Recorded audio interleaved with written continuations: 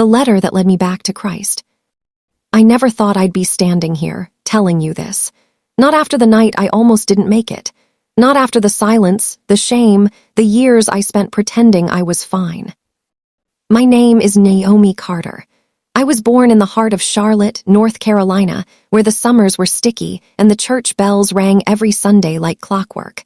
I grew up in a house where faith was more than tradition, it was survival. My father was a deacon, my mother led the choir, and I was the girl who knew all the right scriptures but none of the answers. But nothing prepares you for the kind of pain that doesn't knock.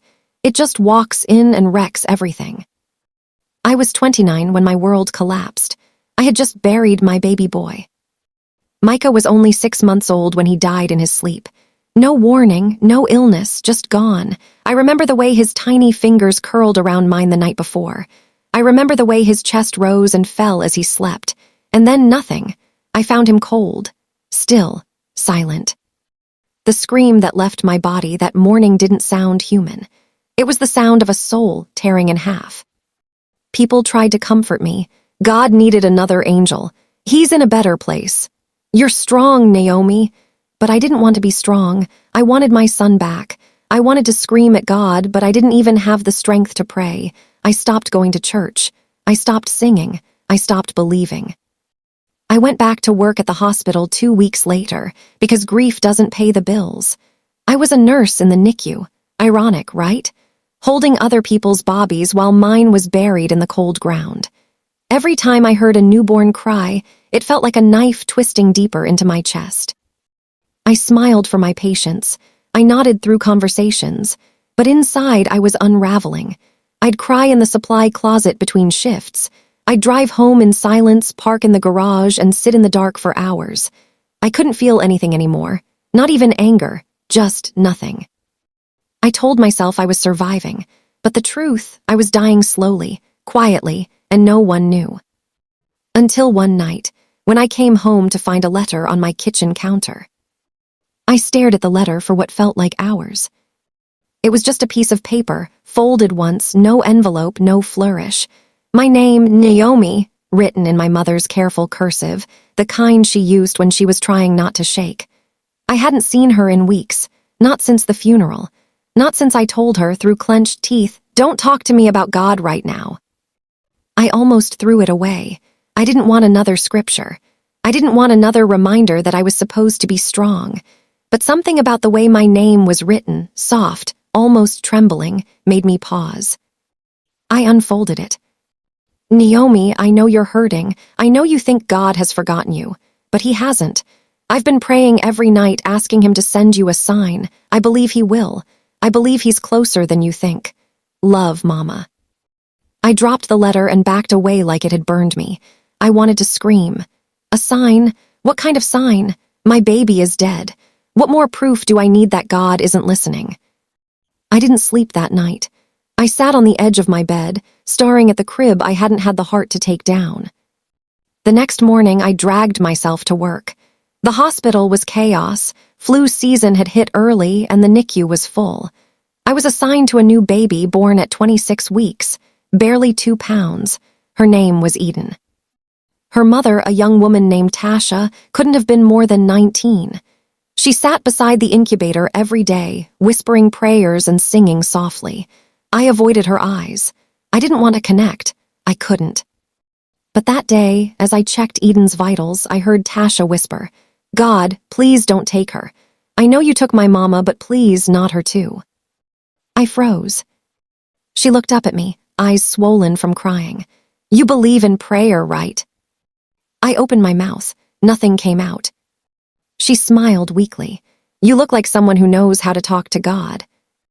I wanted to laugh, or cry, or run. Instead, I nodded. That night, I went home and pulled out the letter again. I read it over and over. "I've been praying every night. I believe he's closer than you think." I didn't believe it, but I wanted to.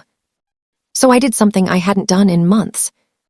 I knelt beside my bed, hands trembling, and whispered, "God, if you're still there, if you're still listening, I need you.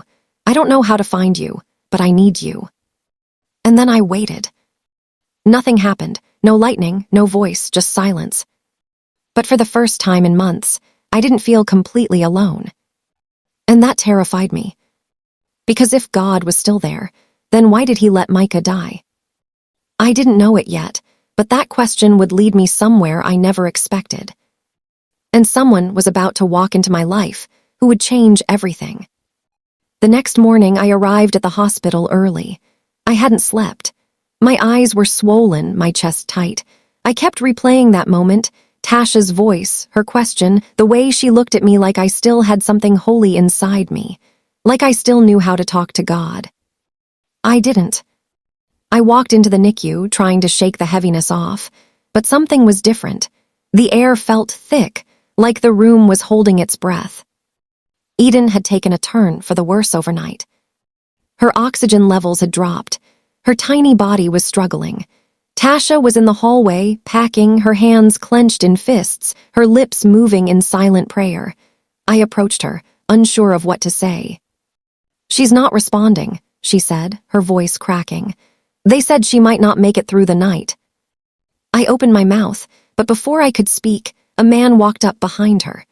Mid-30s, tall, with tired eyes and a worn Bible in his hand. "Tasha," he said gently, "I came as soon as I heard." She turned and hugged him like she'd been holding her breath. "Uncle Ray," she whispered. He looked at me, nodded. "You must be Naomi. Tasha told me about you." I blinked. She did. He smiled, but it didn't reach his eyes. "She said you were the one who's been caring for Eden like she was your own." I didn't know what to say. I wasn't trying to be anyone's hero. I was just surviving. He looked at me again. "You ever seen a miracle, Naomi?" I hesitated. "No, not really." He nodded slowly. "You will." And then he walked into the NICU, laid his hand on the glass of Eden's incubator, and began to pray. I stood frozen. Something about his voice, low, steady, full of authority, made the hairs on my arms stand up. I didn't believe in miracles, but something in me wanted to. That afternoon, I found myself in the hospital chapel. I hadn't been in there since Micah died. The last time I was there, I had screamed into the silence, begging God to bring him back. He didn't. But today I wasn't angry. I was empty.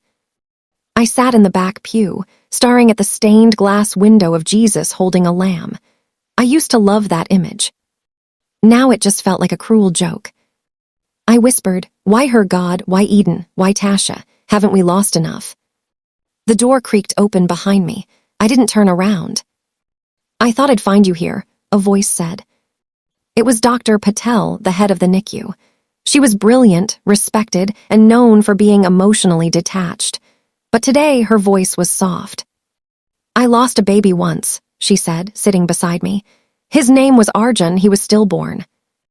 I looked at her, stunned. "I never talk about it," she continued. "But I saw you with Eden. I saw the way you looked at her, like you were holding your own heart in your hands." Tears welled up in my eyes. "I don't know why some Bobbies live and some don't," she said. "But I do know this. Grief doesn't mean you've lost your faith. Sometimes it's the only thing keeping you breathing." I broke. I sobbed into her shoulder like a child, and she held me, not as a doctor, not as a colleague, but as a mother who knew the same pain. And in that moment, I felt something shift. Not everything, but something.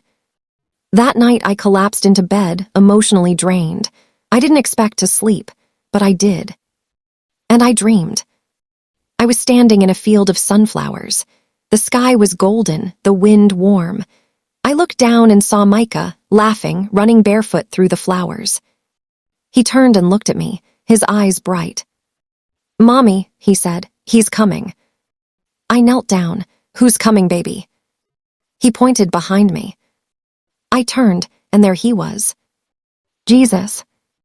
Not glowing, not floating, just standing there. In a white robe, barefoot, eyes full of fire and kindness. He didn't speak. He just opened his arms. I ran to him. And when I reached him, he didn't say a word. He just held me. And I wept. When I woke up, my pillow was soaked with tears. But my chest felt light, like something had been lifted. I didn't know what it meant, but I knew it wasn't just a dream. It was a visitation. The next morning, I walked into the NICU with a strange sense of peace. Eden was stable, not better, but not worse. Tasha was asleep in the chair beside her, her Bible open on her lap. Uncle Ray was gone. I checked Eden's chart, adjusted her IV, and whispered a prayer I didn't even realize I was saying. "Cover her, Lord, please." As I turned to leave, my phone buzzed. Unknown number. I almost ignored it, but something told me to answer. "Naomi Carter," a voice said. "Yes. This is Officer Daniels with the Charlotte Police Department. I'm calling about your father's case." My heart stopped. "What about it?" "There's been a development. We've reopened the investigation. We need you to come in." I couldn't breathe. It had been 17 years. 17 years of silence. 17 years of unanswered questions. And now, suddenly, a door was opening. I hung up and sat down, my hands shaking. What was God doing? Why now? I looked at Eden, her tiny chest rising and falling. And for the first time in a long time, I whispered, "Okay, God, I'm listening." I hadn't spoken my father's name out loud in years. James Carter. To most of Charlotte, he was Deacon Carter, a man of unwavering faith, the kind of man who'd give his last dollar to a stranger and still find a way to smile. To me, he was Daddy. He smelled like cedarwood and coffee. He taught me how to ride a bike, how to pray, how to stand up for what's right even when it costs you everything. And it did cost him everything. I was 12 when it happened. He had just finished preaching at a community revival on the east side of town. I remember waiting for him in the car with my little brother, Micah. My Micah was named after him. We were playing I Spy when we heard the gunshots. 3 of them. Sharp. Final. They said it was a robbery gone wrong, that he was in the wrong place at the wrong time, but Mama never believed that. Neither did I. He didn't even have his wallet on him. And the security footage? Inconclusive, they said. No arrests, no suspects, just silence. We buried him in a borrowed suit. The church was packed, but the justice system was empty. And over time, people stopped asking, stopped caring, moved on. But I never did. So when Officer Daniels called me, 17 years later, I didn't know whether to hope or to brace for more disappointment. I drove to the precinct in silence, my hands gripping the wheels so tight my knuckles turned white. The city looked the same cracked sidewalks, same corner store where Daddy used to buy me grape soda after Sunday service. But everything felt different, like the past was waking up. Officer Daniels met me in a small, windowless room. He was young, maybe early 30s, with kind eyes and a badge that looked too heavy for his chest. "We received an anonymous tip," he said, sliding a file across the table. "A man named Curtis Bell. He's currently serving time in Raleigh for armed robbery. He claims he has information about your father's murder." My heart stopped. "Why now?" I asked. Daniels shrugged. "He says he's found God, wants to make things right." I almost laughed. Found God? How convenient. "He says your father wasn't the target," Daniels continued. "He says your dad was trying to stop something bigger." I leaned forward. "Like what?" Daniels hesitated. He mentioned a name, Pastor Elijah Monroe. I blinked. That was Daddy's best friend. Daniels nodded. "We're looking into it, but we need you to confirm a few things, and we'd like you to speak with Curtis." I felt like the floor had dropped out from under me. Speak to the man who might have watched my father die. I wasn't ready, but something in me whispered, "You have to go. There's more to this." I left the station with the file in my hand and a storm in my chest. I drove straight to Mama's house. She was in the kitchen, humming an old hymn, her hands deep in biscuit dough. When she saw me, her eyes widened. "Naomi." I held up the file. "Mama, they reopened Daddy's case." The bowl slipped from her hands, flour clouding the air like smoke. And just like that, the past came rushing back. We sat at the kitchen table, the file between us like a ghost. Mama's hands trembled as she flipped through the pages. Photos, witness statements, A grainy image of Daddy's car, a name, Curtis Bell. "I knew it," she whispered. "I knew it wasn't random." I looked at her. "What do you mean?" She hesitated. "Your father, he was going to expose something happening in the church." I leaned in. "What kind of something?" She looked away. "Money, power. Pastor Monroe was involved in things he shouldn't have been. Your father found out. He was going to go public." My stomach turned. "And you never told me." "I was trying to protect you," she said, tears in her eyes. "You were just a child, and after he died, I didn't want you to carry that weight." But I had carried it, every day, every year, and now the truth was unraveling. I left Mama's house with more questions than answers. I drove to the church where Daddy used to preach. It was still standing, barely. The paint was peeling, the sign crooked, but the sanctuary was open. I walked inside. It smelled like old wood and dust. The pews were empty. The pulpit stood silent. I sat in the front row and whispered, "Daddy, what were you trying to tell us?" And then I saw it. Tucked behind the pulpit, half buried under a stack of hymnals, an old leather journal. I opened it. Inside were pages of notes, names, dates, transactions, and at the bottom of one page in Daddy's handwriting. "If anything happens to me, Naomi will know what to do. She's stronger than she thinks." I clutched the journal to my chest and wept. I didn't feel strong. But maybe, just maybe I was. 2 days later, I stood outside the gates of Central Correctional Institution in Raleigh, North Carolina. I had barely slept. The journal was in my purse. My heart was in my throat. They led me through metal detectors, down long corridors, into a small visitation room. A thick pane of glass separated me from the man who might have held the key to my father's death. Curtis Bell looked older than his years. His eyes were sunken, his hands trembling. He picked up the phone on his side of the glass. I did the same. "You're Naomi," he said. I nodded. "I'm sorry," he whispered. "I didn't pull the trigger, but I was there." My stomach twisted. "Why now?" I asked. He looked down. "Because I see him, in my dreams, your father. He keeps saying the same thing, tell her the truth." I didn't speak. "He tried to stop Monroe," Curtis said. "Your dad found out Monroe was laundering money through the church, using it to fund some shady deals. He confronted him, said he was going to the police." "And you let him die," I said, my voice shaking. "I was scared," he said, "but I'm not anymore. I gave my life to Christ last year, and I knew I couldn't carry this secret to the grave." He slid a piece of paper under the glass. "This is the address of the storage unit. That's where Monroe kept everything. Files, ledgers, even recordings." I took it, my hands trembling. "Naomi," he said, "your father died trying to protect the truth. Don't let it stay buried." I left the prison in a daze. The past wasn't just knocking. It was kicking down the door. The address led me to a rusted storage facility on the outskirts of Charlotte. Unit 117. I stood in front of the metal door, the key Curtis had given me cold in my hand. I hesitated. What if I found something I couldn't unsee? What if this changed everything? I unlocked the door. Inside was dust, darkness, and silence. I flipped on the light.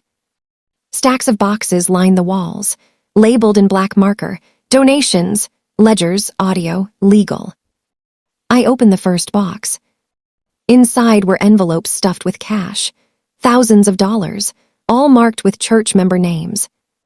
The next box held bank statements, transfers, shell companies, offshore accounts. And then I found the tapes. I popped one into the old cassette player, sitting on the shelf. A voice crackled through the static. "If James opens his mouth, we're all done. You understand me. He's not just a preacher, he's a problem." It was Monroe. My father had been right. He died for the truth. And now it was mine to carry. I didn't sleep that night. I sat on my living room floor, surrounded by boxes from the storage unit. The deeper I dug, the darker it got. Pastor Elijah Monroe wasn't just laundering money. He was funneling it through fake charities, manipulating grieving families, and silencing anyone who got too close, including my father. I found a letter in one of the boxes, handwritten, dated 2 weeks before Daddy died. Elijah, I can't stay silent. I won't. If you don't come clean, I will. James. I stared at the signature. My father had given him a chance. He had tried to protect the church, not destroy it, and for that, he was murdered. I picked up my phone and called Officer Daniels. I have something, I said. You need to see it. He met me at the precinct an hour later. I handed him the letter, the tapes, the ledgers. He flipped through them, his face growing pale. This is enough to reopen the case fully, he said. But Naomi, this could get dangerous. I looked him in the eye. It already is. That night, I came home to find my front door slightly ajar. I froze. I hadn't left it open. I stepped inside slowly, heart pounding. The living room was untouched. The kitchen, too, but when I reached my bedroom, I stopped cold. The boxes were gone. Every single one. The tapes, the ledgers, the letter. Gone. I backed out of the room, my breath shallow. My phone buzzed. Unknown number. I answered. A voice, low, calm male. You're digging in graves that were meant to stay buried. Who is this? I demanded. Doesn't matter. Just know this. Not everyone who wears a collar is a shepherd. Some are wolves, and wolves bite. The line went dead. I collapsed onto the couch, shaking. They knew. They were watching. And I was alone. The next Sunday, I did something I hadn't done in years. I went back to my childhood church. It was packed. The choir was singing, the ushers smiling, the pews filled with familiar faces. But everything felt off, like the building was wearing a mask. And then he walked in. Pastor Elijah Monroe. He looked older but not weaker. His suit was sharp, his smile polished. He took the pulpit like a man who owned the room. My brothers and sisters, he began, we are in a season of testing, but God is still on the throne. I felt bile rise in my throat. He preached about integrity, about righteousness, about wolves in sheep's clothing. I wanted to scream. After service, he spotted me, walked straight over, arms open. Naomi, he said, it's been too long. I didn't move. I heard you've been asking questions, he said, voice low. Be careful, sweetheart. The devil loves to use grief to twist the truth. I stared at him. So does guilt. He smiled. You always were your father's daughter. And then he walked away. I stood there, trembling. He knew. And he wasn't afraid. That night, I stayed at Mama's house. I didn't feel safe in my apartment anymore. Around midnight, I heard sirens. Then a knock at the door. It was Officer Daniels. There's been a fire, he said. Your apartment building, it's gone. I stared at him, numb. Was anyone hurt? No, but Naomi, it wasn't an accident. I sank to the floor. Everything was gone. The files, the evidence, my home. They were trying to erase me. But what they didn't know was that I had scanned everything, backed it up, sent copies to Daniels, to a lawyer, to a journalist friend in Atlanta. They could burn my apartment. But they couldn't burn the truth. And they couldn't stop what was coming. 3 days after the fire, I was sitting in my car outside the hospital, staring blankly at the steering wheel. I hadn't told anyone about the call, or the break-in, or the fire. I didn't want to see the fear in their eyes mirror mine. I was about to head inside when someone knocked on my window. I jumped. It was a woman, mid-50s, dark skin, silver braids, eyes that looked like they'd seen too much. She motioned for me to roll down the window. You Naomi Carter, she asked. I hesitated. Who's asking? She looked around, then leaned in. My name's Laverne. I used to be Monroe's secretary. My heart skipped. I heard what happened, the fire, the threats. You're not crazy. They're trying to shut you up, just like they did your daddy. I stared at her. Why are you telling me this? Because I should have spoken up years ago, she said, voice cracking. I saw the checks. I mailed the envelopes. I knew what he was doing. But I was scared. And your father, he was the only one who ever looked me in the eye and said, "You don't have to be afraid." She handed me a flash drive. Everything's on here. Emails, bank records, even a voice memo he left me the night before he died. I took it, my hands trembling. "Be careful," she said. "They don't just silence people, they erase them." And then she was gone. That night, I plugged the flash drive into my laptop. There were dozens of files, PDFs, spreadsheets, scan letters, but one folder caught my eye. JC Final Message. I clicked it. An audio file opened. And then I heard it. My father's voice. "If you're hearing this, it means I didn't make it. Naomi, baby girl, I'm sorry. I wanted to be there for your graduation, your wedding. I wanted to hold your bobbies, but I couldn't stay silent. Not when I saw what was happening. Not when I knew what it would cost our people, our church, our future. I know this is a heavy burden, but you were always brave, always bold. You have your mother's fire and my stubbornness. Don't let them scare you into silence, and don't let grief steal your faith. God is still with you, even in the dark." I covered my mouth, sobbing. I had waited 17 years to hear his voice again. And now, it was like he was sitting beside me. I didn't know what to do with the pain, or the hope, or the guilt. But I knew one thing. I wasn't backing down. The next morning, I met Officer Daniels at the precinct. I handed him the flash drive. He listened to the recording, his jaw tightening. "This is enough," he said. "We're moving forward." That afternoon, the news broke. Pastor Elijah Monroe had been arrested on charges of fraud, conspiracy, and obstruction of justice. The city was in shock. The church released a statement calling it a misunderstanding, but the evidence was overwhelming. I watched the footage on the news, Monroe in handcuffs, his face blank. And for the first time in 17 years, I felt like my father could rest. But just as I was beginning to breathe again, my phone rang. It was Tasha. She was sobbing. "It's Eden," she cried. "She's not breathing. They're rushing her into surgery. Naomi, I'm so scared." I dropped everything and ran. The NICU was chaos. Doctors rushed past me. Machines beeped. Nurses whispered. Tasha was curled in a chair, rocking back and forth, clutching Eden's blanket. "They said her lungs collapsed," she said through tears. "They don't know if she'll make it."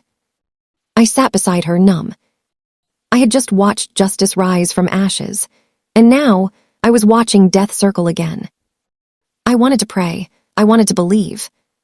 But fear gripped me. What if I lost her too? What if this was just another cruel twist? Tasha grabbed my hand. "Naomi, please, pray." I looked at her, tears streaming down her face. And I realized she still believed. Even after everything. I closed my eyes. And for the first time since Micah died, I prayed out loud.